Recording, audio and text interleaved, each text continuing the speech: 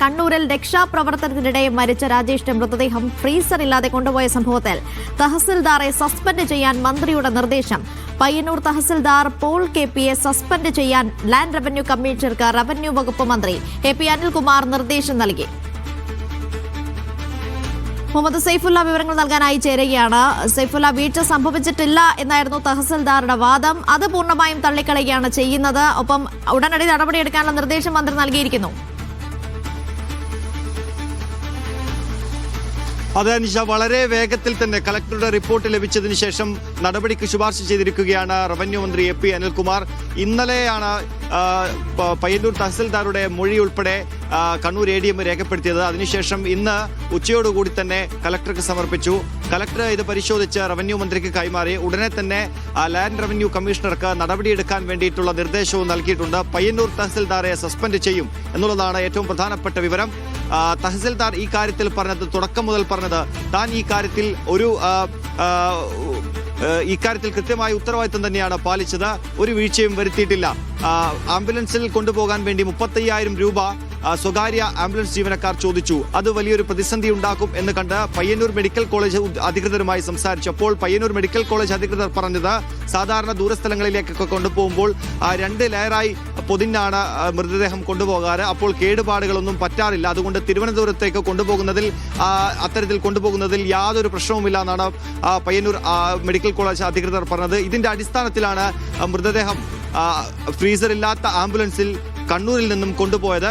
അല്ലാതെ ഇതിന്റെ സാങ്കേതിക പ്രശ്നങ്ങളൊന്നും തനിക്കറിയില്ല. താൻ വേണ്ട രീതിയിലൊക്കെ ഇടപെട്ടിട്ടുണ്ട്. മറ്റുള്ള കാര്യങ്ങളൊക്കെ ചെയ്തത് പരിയാരം മെഡിക്കൽ കോളേജ് അധികൃതരാണെന്നാണ് തഹസിൽദാർ പറഞ്ഞത്. എന്നാൽ തഹസിൽദാർക്ക് ഒഴിഞ്ഞു മാറാൻ പറ്റുന്ന സാഹചര്യമല്ല ഇവിടെയുള്ളത്. ഇതിന്റെ പൂർണ്ണ ഉത്തരവാദിത്തം ജില്ലാ ഭരണകൂടത്തിനാണ്, റവന്യൂ വകുപ്പിനാണ്. അപ്പോൾ തഹസിൽദാർ മുൻകൈയെടുത്താണ് അദ്ദേഹത്തിന്റെ മൃതദേഹം കയറ്റിയേക്കേണ്ടത്. തനിക്കറിയില്ല എന്ന് പറഞ്ഞ് മാറാൻ വേണ്ടി അദ്ദേഹത്തിന് സാധിക്കില്ല. മറ്റൊരു ഗൗരവമുള്ള ആരോപണം ഈ തഹസിൽദാർക്കെതിരെ പയ്യന്നൂരിൽ റിവർ റാഫ്റ്റിംഗ് നടത്തുന്ന റിവർ റാഫ്റ്റിംഗ് അസോസിയേഷൻ അംഗങ്ങൾ ഉന്നയിച്ചിട്ടുണ്ട്. രാജേഷിന്റെ സുഹൃത്തുക്കൾ കൂടിയാണ് അവർ പറഞ്ഞത്, ഈ രാജേഷിനായിട്ടുള്ള തെരച്ചിൽ നടത്തുമ്പോൾ ആ 4 ദിവസത്തെ എല്ലാ ചെലവുകളും നോക്കിയത് അവരാണ്.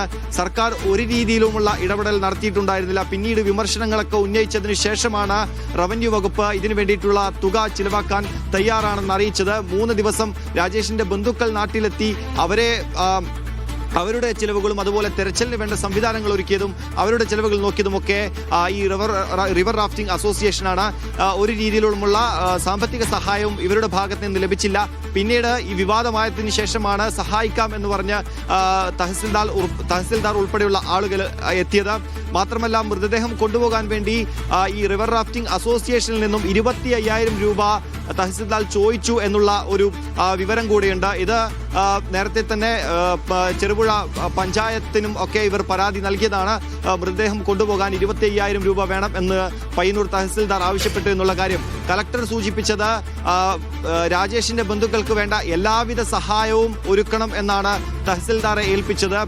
എന്ന് പറയുമ്പോൾ മൃതദേഹം ഫ്രീസറുള്ള ആംബുലൻസിൽ കേടുപാട് പറ്റാതെ കൊണ്ടുപോകേണ്ട ഉത്തരവാദിത്വം കൂടെ ഏറ്റെടുക്കണം എന്നതായിരുന്നു. പക്ഷേ അതാണ് ഇവിടെ നിഷേധിച്ചത്. അത് പരിയാരം മെഡിക്കൽ കോളേജ് ഉദ്യോഗസ്ഥരുടെ തലയിൽ മാത്രം വെച്ച് കെട്ടിക്കൊണ്ട് ഊരാൻ വേണ്ടി ഒരിക്കലും പയ്യന്നൂർ തഹസിൽദാർക്ക് സാധിക്കില്ല. അതുകൊണ്ടാണ് അദ്ദേഹത്തിനെതിരെ ഇത്തരത്തിലുള്ള നടപടിയെടുത്തത്. സർക്കാർ ഈ കാര്യത്തിൽ തുടക്കം മുതൽ തന്നെ, ബന്ധുക്കൾ ആരോപണം ഉന്നയിച്ചത് മുതൽ തന്നെ ഈ കാര്യം വളരെ പെട്ടെന്ന് തന്നെ അന്വേഷിക്കണം എന്നുള്ള ഉത്തരവിട്ടിട്ടുണ്ടായിരുന്നു. കളക്ടറോട് വേഗത്തിൽ വിശദീകരണം തേടി. അങ്ങനെയാണ് ജില്ലാ കളക്ടർ ADM-നെ ഈ വിവരം ഈ കേസ് അന്വേഷിക്കാൻ വേണ്ടി ചുമതലപ്പെടുത്തിയത്.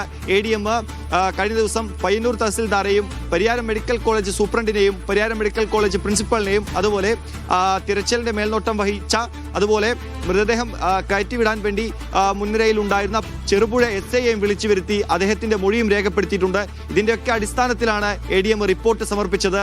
അപ്പോൾ പയ്യന്നൂർ തഹസിൽദാർക്ക് വീഴ്ചയുണ്ടെന്ന് പ്രാഥമികമായി തന്നെ മനസ്സിലാക്കി. അതുകൊണ്ട് തന്നെയാണ് വേഗത്തിലുള്ള നടപടി. ഇത്രയും മൊഴികൾ രേഖപ്പെടുത്തുമ്പോൾ അദ്ദേഹത്തിന് വീഴ്ചയില്ല എന്ന് അദ്ദേഹം പറയുമ്പോൾ അത് സ്ഥിരീകരിക്കാൻ വേണ്ടി പറ്റില്ല. അതുപോലെ ഈ ആംബുലൻസിന് ഇത്രയും വലിയ തുക കൊടുക്കാൻ കഴിയില്ല എന്ന് അദ്ദേഹം പറയുന്നു. രാജേഷിന്റെ സുഹൃത്തുക്കളോട് പൈസയ്ക്ക് ആവശ്യപ്പെടുന്നു. പക്ഷേ ഇവിടെ സാമ്പത്തികമായി ഒരു പ്രതിസന്ധിയുമില്ല എന്ന് കളക്ടറും വ്യക്തമാക്കിയതാണ്. അതുകൊണ്ട് തന്നെയാണ് ഇദ്ദേഹത്തിന്റെ വീഴ്ച പുറത്തു വന്നതും ഇദ്ദേഹത്തിനെതിരെ നടപടിയെടുത്തതും. അനീഷ.